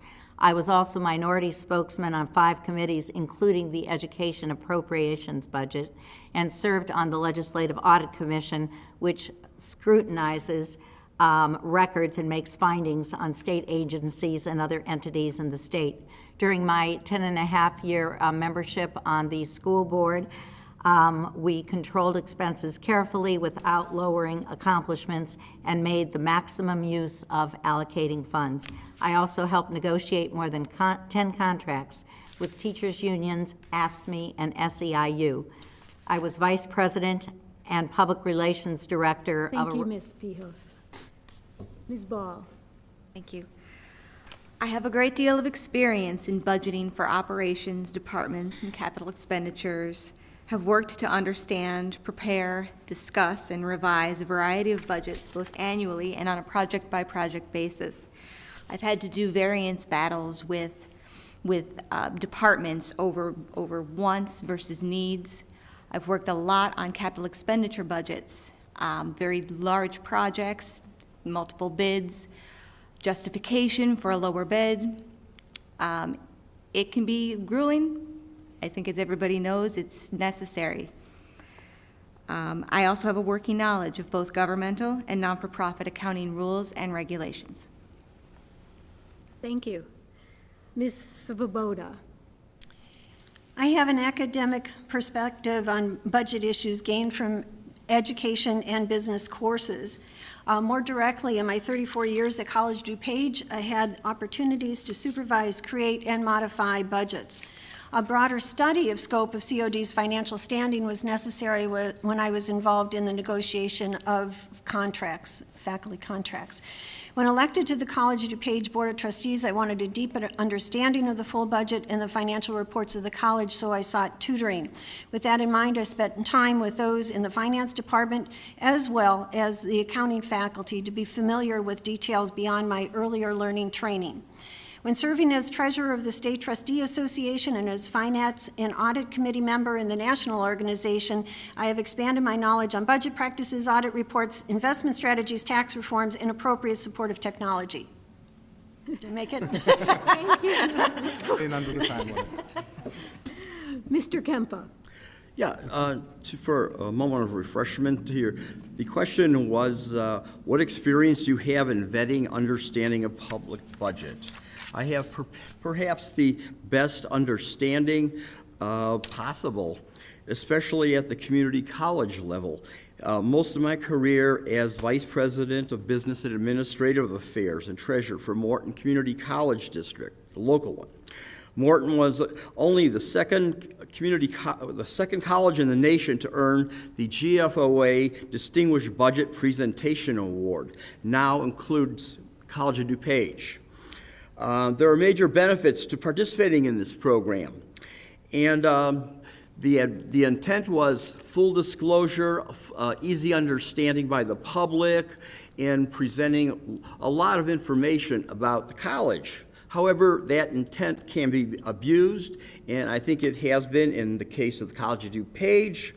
And yes, it has to be improved. Mr. Wozniak. Thank you. I have previous experience as an accountant for several Fortune 500 companies.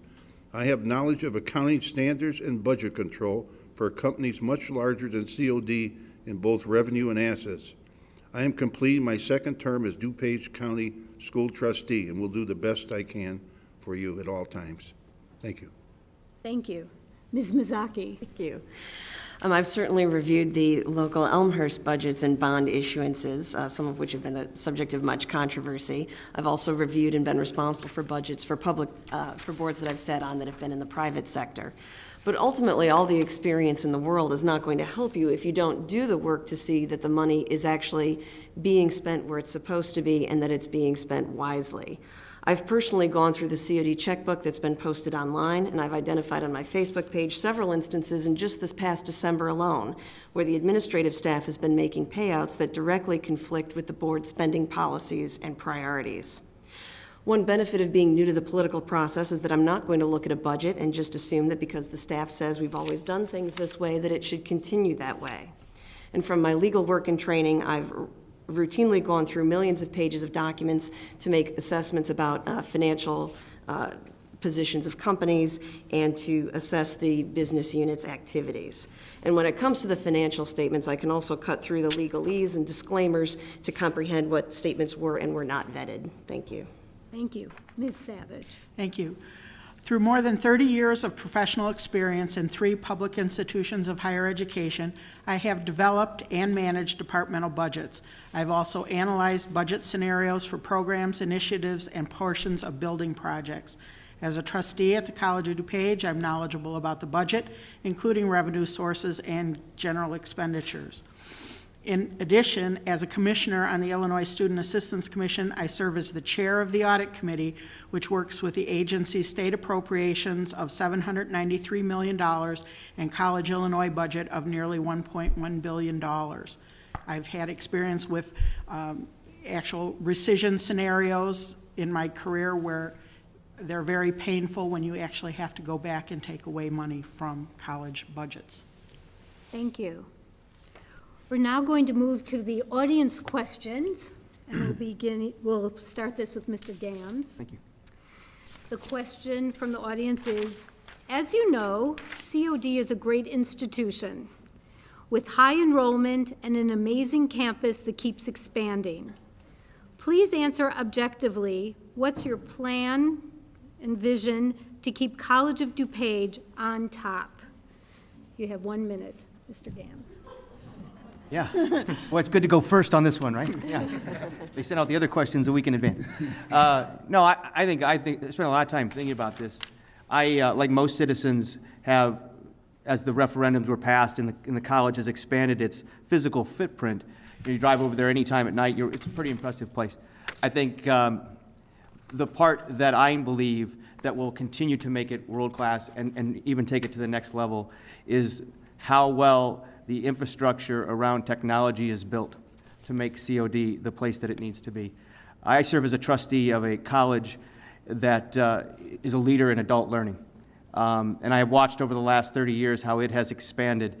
And I believe that online learning, building infrastructure online that is as impressive as our buildings, will be the thing that is different about COD compared to other community colleges in our area. Thank you. Thank you. Mr. Bailey. Well, I'd say that online learning was something that COD used to be a great leader in, and that would probably be a good thing to return to, is to work on that. I'd like to look at the way that students are prepared for college level work. Sometimes the students that come to the college are not completely ready for college level work and for entering the workforce. So I would want to work on that.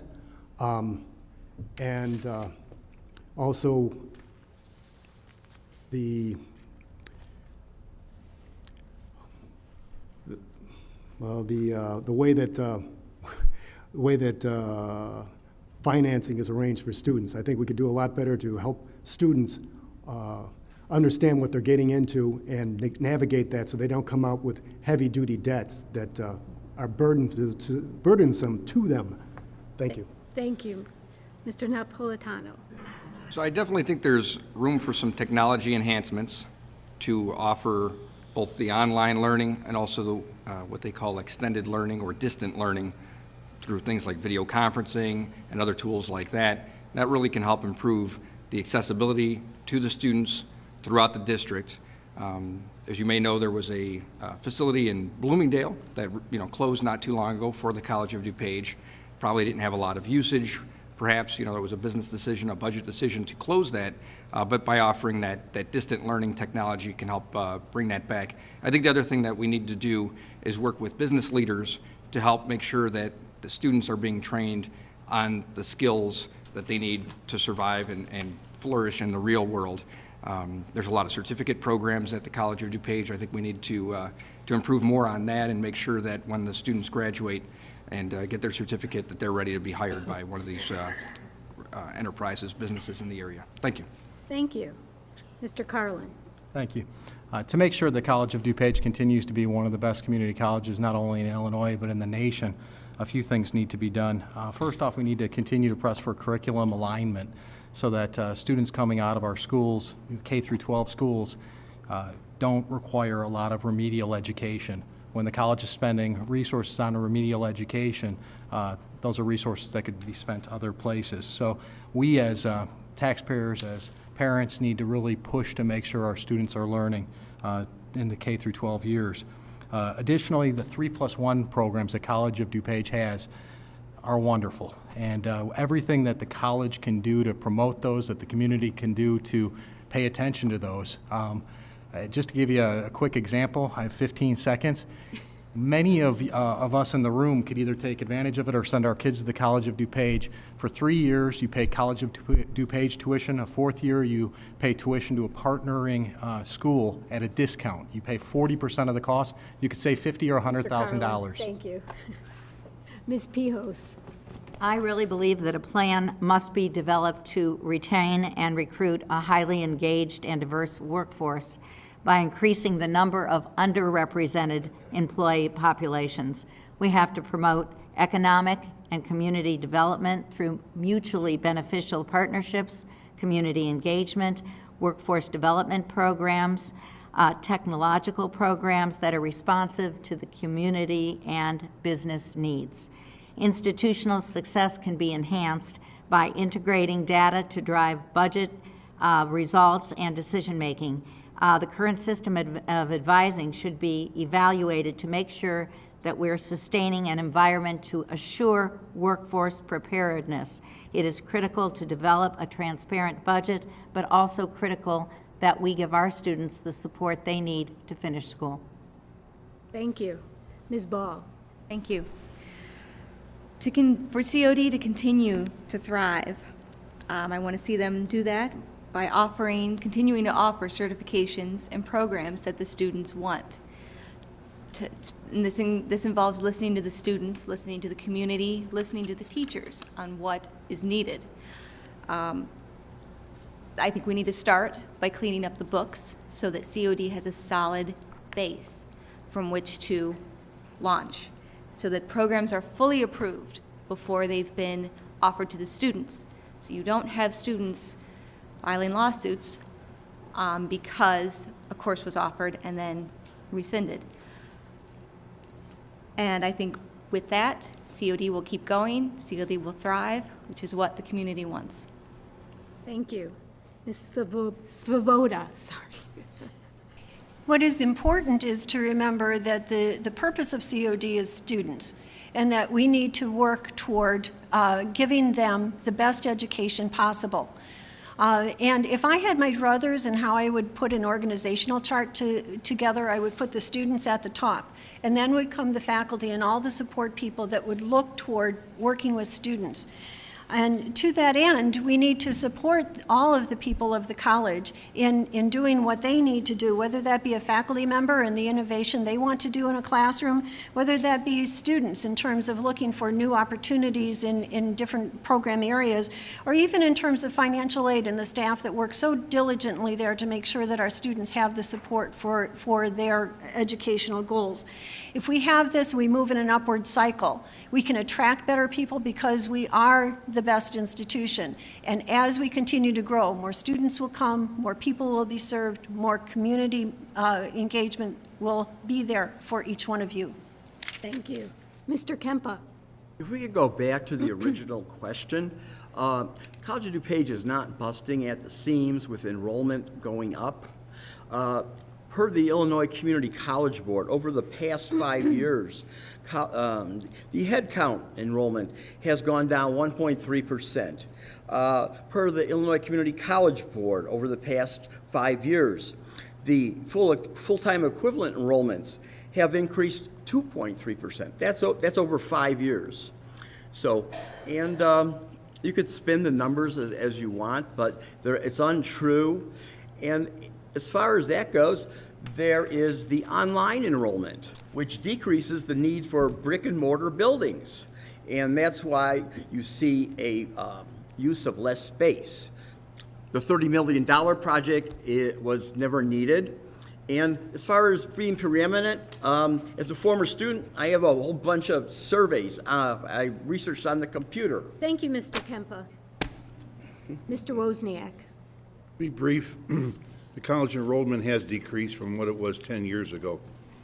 I would increase college-level courses online as much as possible, and I review the latest in technology so we can add new courses at the college from time to time. Thank you. Thank you. Ms. Mizaki. For the College of DuPage's mission to succeed, it must respect what the community tells us they need from the college. It has to provide it at a rate that is affordable for DuPage County residents. It has to keep the tax burden under control, and it has to maintain flexibility, particularly in the administrative structure, so that COD can continue to innovate and incentivize both quality students and quality teaching alike. Now, we need to keep in mind that one reason why COD is particularly special and beneficial to DuPage County is that it fulfills the needs of an incredibly large and diverse group of students, not only based on geography, but also, or age, but based on vocational education, continuing job training, certification processes, traditional classes that are accepted by four-year universities, 3+1 degrees. We have to ensure that COD continues to offer all of these opportunities, but COD cannot stay on top without attracting good students because they, in turn, know that COD has a reputation for high-quality teaching. Thank you. Ms. Savage. Thank you. COD is the largest provider of online instruction in Illinois, and it's the second largest institution of higher education in the state. The Community College Week recently said that COD is the fastest growing community college outside of California. We have instituted the 3+1 programs, which David Carlin recently talked about. Those will continue to grow and thrive and are of value for our students.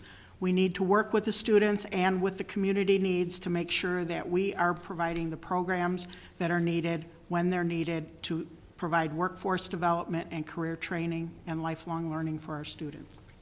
Thank you. Thank you. Mr. Bernstein.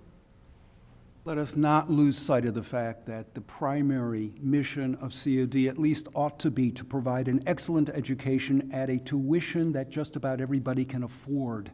Let us maintain some sense of humility. It's fine to innovate and find programs that are going to make the student experience better and richer. But let's just make sure that we are, in a sense, market-driven, driven by the needs of our clients, the students, and not pursuing these objectives because it may be profitable for some vendors or it may be prestigious. Thank you. Thank you. Time is flying, so this is actually the second audience question will be the last question. Go through, and then each candidate will get to do their closing statements. This question, we will begin with Mr. Bailey. Question from the audience. What pitfalls in hiring and contract negotiations would you as a trustee try to avoid with the hiring and negotiating of the next president's contract? There are several. One has been stated already before, that you want to find somebody who hasn't had a problem with the college they just came from or the one before that. No golden parachutes. And I would want a very good attorney to go over the contract and make sure that they aren't, as some people have said, hands tied behind their back. The contract should not come state that it will automatically renew. And somebody told me that a supermajority needed to be there needed to be a supermajority to fire the president for cause.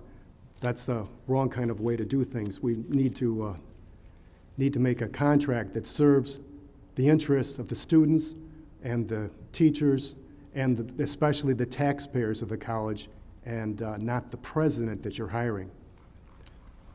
Thank you. Mr. Napolitano. I believe the new contract needs to reward for excellence and achievements, and it needs to be driven by such. I believe that if there's any shortcomings in the performance, then measurements need to be allowed to be taken place that would relieve that person of their duty without the college and the taxpayers having to pick up any additional costs, golden parachutes, retirement package, whatever you would like to call it. The shortest possible term would be ideal, in my opinion, because obviously then we, as a board, and the taxpayers get to hold that person accountable, be it year to year, every 2 years, but I don't think the constant extensions need to take place so early in the contract process. Thank you. Thank you. Mr. Carlin. Thank you. Through my experience at the College of DuPage, both as a trustee for 6 years and on the College of DuPage Foundation Board, I guess I have a little bit of knowledge that the average community member may not have. And things have been contentious at the College of DuPage for 10 years or more, maybe always, because you have a lot of personalities, and every 2 years you have an election where different parties decide to spend tens of thousands of dollars trying to influence the outcome of the election for their benefit. So what you need some stability at the college. You need a strong leader who could be brought in for a long period of time, who could do the work that needs to be done without worrying about, who's going to be on the board in 2 years and whether this group is going to get elected and whether this group is going to derail the long-term plans of the institution. So that's what I'd like to see in the future, is a long-term president who could get the job done. Thank you. Ms. Pijos. Yes, moving forward into the future of a contract, I think as in negotiations that I've been involved in, the Board of Trustees generally sits down and decides for the caliber of person that they're looking for, and here it's actually a very high caliber of person, what it is that the college can afford. They don't necessarily reinvent the wheel. They look throughout the nation. They see what some of the going, I think, rates are, and they make some of those determinations before they go out to search for the person that they're looking for. So they don't search blindly and then negotiate later. I also think that they set up meaningful criteria and standards for effective performance and work out through that contract, if that performance isn't effective, how that contract will be handled moving forward. Thank you. Ms. Ball. Thank you. I think contract negotiations need to start by bringing in people based on their values, based on their principles. I think contract negotiations will go much more smoothly, and you'll find agreement on both sides when you're working with someone who is not so very interested in arguing for more perks. I think if you get people with principles and values who want to do a good job, and you reward them honestly and justifiably, that you wouldn't have need for things such as golden parachutes. Thank you. Thank you. Ms. Svoboda. Yes. Dr. Bruder was hired before I was on the board. There's actually only one trustee that is presently sitting that was involved in that contract. At other boards of trustees, as I've gotten to study them over the years, they often have someone who has a long history. Many people have a long history of serving trustees. So I think that one of the first things, so they have a knowledge base. I think one of the first things we need to do is really look at a very serious education process with trustees. When I've gone to national conferences of trustees, I have gone to sessions about hiring trustees, hiring presidents. And I would want to bring that information back. Also, search firms are out there. I think we really need a professional guide to get us through all of this process to get the kind of person that we want. And also, we need to involve stakeholders, and we really need a strong legal examination of whatever contract would come forward, because we had some problems with the one we started off with Dr. Bruder. Thank you. Mr. Kempa. Yes, regarding a future contract, I would not allow the next president to basically run rampant with a personal agenda, contrary to that of the community college. I would recommend do a thorough vetting. You don't have to be a rocket scientist to figure out when he was at Harper Community College, the faculty gave a vote no confidence there. And he was hired at the College of DuPage. I'm looking for, humility, common sense, those kind of traits in an individual. And regarding credentials, doctorate of this, professor of that, that does not impress me. Intelligence is not based upon that. And my uncle, who has just a high school education, is the most intelligent man in the United States that I know. Period. Thank you. Mr. Wozniak. Thank you very much. No long-term contracts, no previous experience of golden parachutes or buyouts. Look for a person of honor and experience, a person that can accept directions from the board, and that's what you need. Thank you very much. Thank you. Ms. Mazzocchi. Thank you. It always helps when you want to have a solid contract to negotiate with someone who's actually trustworthy and worthy of being a party to that contract. I personally have negotiated and litigated many contracts, and one thing that I think the board is certainly going to need at the outset is high-quality legal advice without any conflicts of interest. I think that one of the current problems with Dr. Bruder's contract, which I've read all of the alleged contractual documents, is that there's a lot of things in it that are not clear in terms of its terms, so that many things become more difficult to value, particularly as the years go on with regard to what's the actual contractual value at issue. And that means you need to actually negotiate more for straight-up flat salary as opposed to a variety of perks and pleasures. Furthermore, the entire proposal should be published for public comment before the board actually votes on it, so that the public can actually have a say and make sure that if the board is going off on the wrong track, they can stop it. Thank you. Ms. Savage. Thank you. As far as the contract goes, I think there were a number of weaknesses in the current contract. As Trustee Svoboda said, the contract was made before we were on the board. There are things in there that are evergreen clauses that allowed it to be automatically renewed. It was extended to 6 years prior to the board members that ended up being on the board.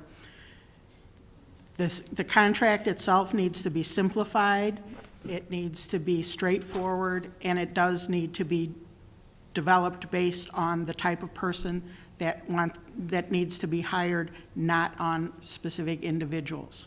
Thank you. Thank you. Mr. Bernstein.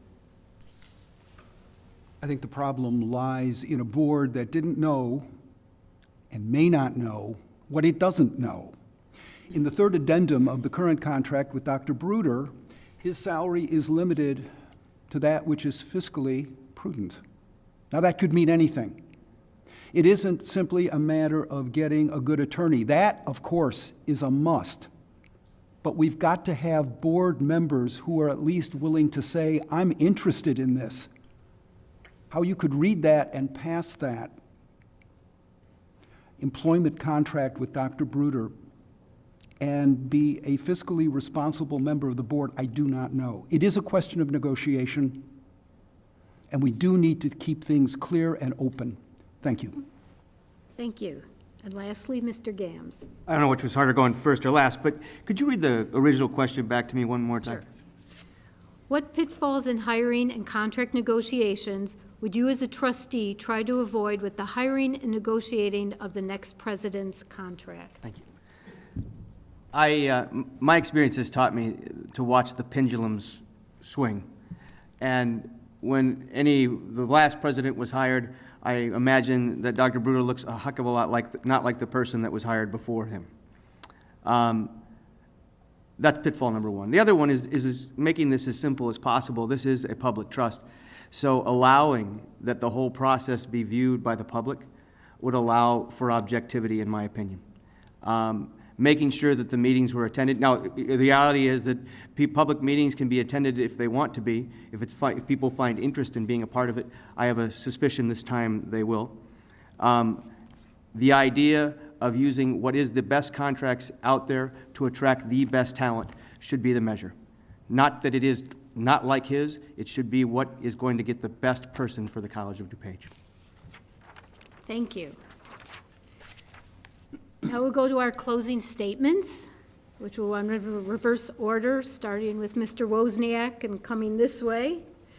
And candidates, you have 1 minute for your closing statements. Thank you. Now the last is first.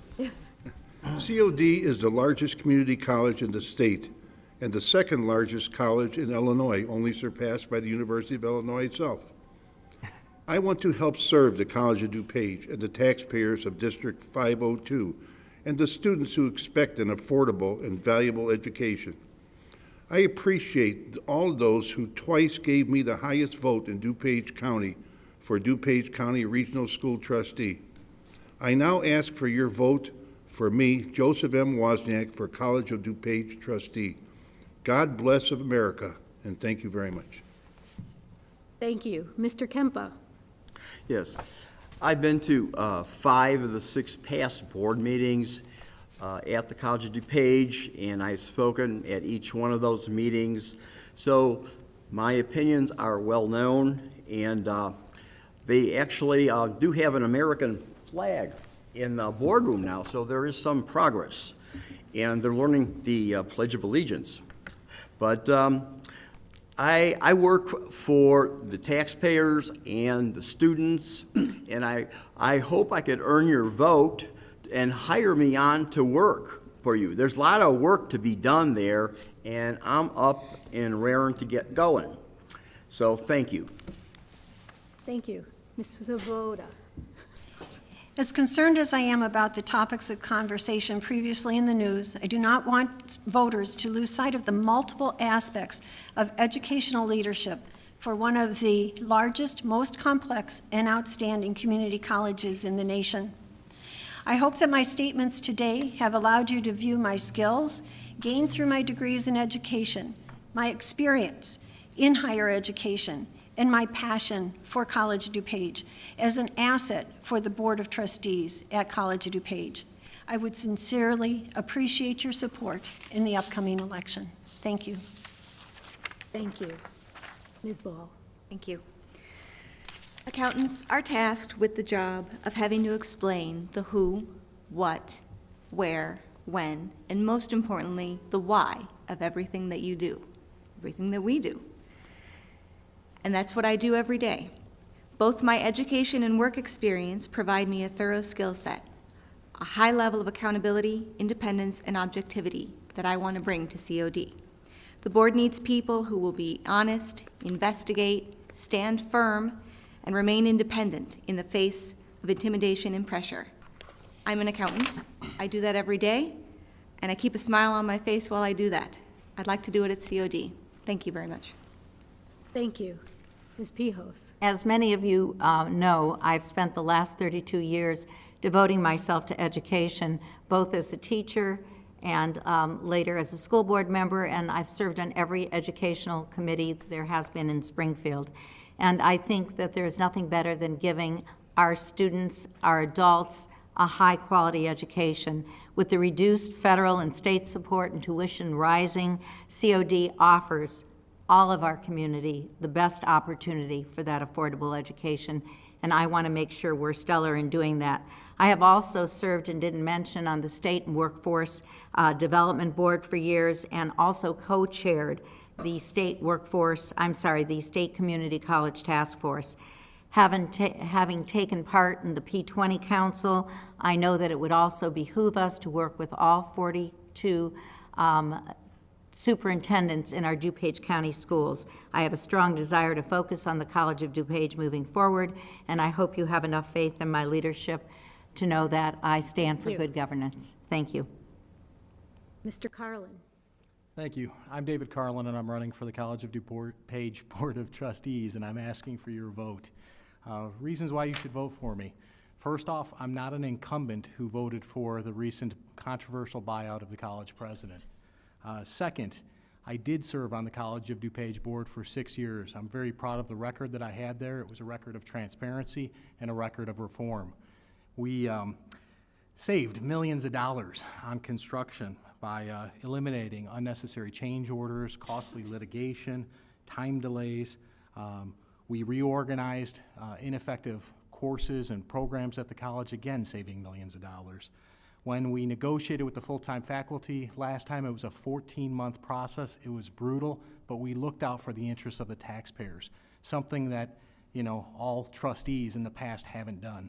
So again, my name is David Carlin. I have a record of reform and transparency at College of DuPage from the past, and I would appreciate your vote and consideration. Thank you. Mr. Napolitano. Thank you. We've heard a lot about the challenges at the College of DuPage, and I believe based on my successful experience, both on the village board and on the school board, that I can bring fresh new ideas and solutions to the College of DuPage. I'm running with Deanne Mazzocchi, who has a great legal mind, and Charles Bernstein, who has an MBA in finance. And based on that and my budget experience, I believe if elected, we will restore the public trust in this great institution and hope that we can count on your support on April 7th. Thank you. Mr. Bailey. Hello, my name's Dan Bailey, and we've all heard and spent too much time already in anxiety on what's not working at COD. So in under 30 seconds, this is my pledge.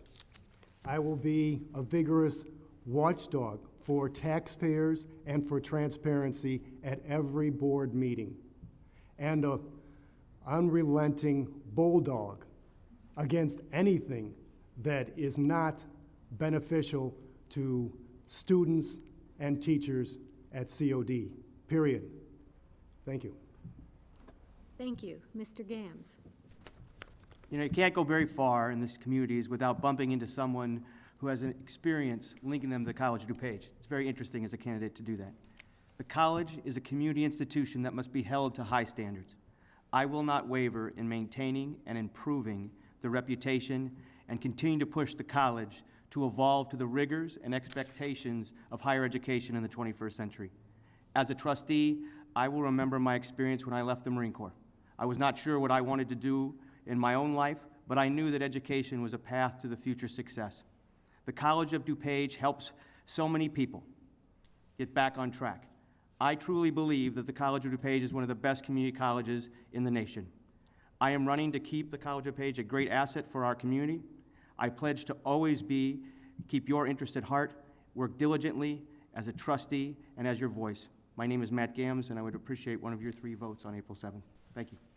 Thank you. Mr. Bernstein. Thank you. What I believe are the top priorities for a new board. Nothing good, at least nothing good enough, is going to happen until we get a board that truly fills its oversight responsibility. And that means a level of openness and transparency of the board and of the administration that we have not yet seen. There is going to be a change of administration, and it is not going to be easy, and we need to try to make it as trauma-free as we possibly can. We need to improve faculty management relations. I am proud to be running with two other candidates, as Frank said. I was hoping to spring this on you, but he beat me to it. I am running with Frank Napolitano, who has a record of accomplishment on local boards, and Deanne Mazzocchi, who is a gifted and experienced attorney. Me, I'm a numbers guy. The three of us offer skills that I think the board really needs. A combination of skills. Thank you. Thank you, Mr. Bernstein. Ms. Savage. Thank you. COD is a gateway to career opportunity and lifelong learning. It's a superhighway for upskilling, a roadway for reinvention, and a crossroad for credentialing. It's the fastest growing community college outside of California, where 83% of students chose COD as their first or second choice. The Illinois Community College Board estimates that a 25-year-old graduate can expect a total lifetime earnings gain of nearly $500,000 over those not completing community college programs. Students who attended or graduated COD in 2002 paid an estimated $424 million in state taxes and more than $1 billion in federal taxes over the next 10 years. I would be honored to serve the community as a trustee to continue providing economic sustainability for students in the community. I, Kim Savage, ask for your vote on April 7th. Thank you. Thank you. Ms. Mazzocchi. Thank you. We've identified a lot of problems at COD, but the question for you is who offers the best solutions? Mr. Carlin, I'm sorry, but Dr. Bruder's contract was on your watch. On January 29th, the Chicago Tribune called for everyone on the entire board to resign, with one exception, Kathy Hamilton, the one reformed trustee. This is a direct result of the board not properly doing their job to protect COD. With 7 seats on the board and 3 up for re-election, you, the voters, can vote and bring a new majority to the board. I want to encourage you to vote for the clean slate that Kathy Hamilton has identified. I am very proud to be endorsed by her, along with Charles Bernstein and Frank Napolitano, as you've heard. We need to end Dr. Bruder's era of insiders. We need to run COD so that you can be proud of everything it can accomplish. And that's why I am here to ask for your vote, Deanne Mazzocchi, for COD trustee. Thank you. Thank you. Thank you. This concludes the forum, and you will have the opportunity to speak with the candidates in the lobby following.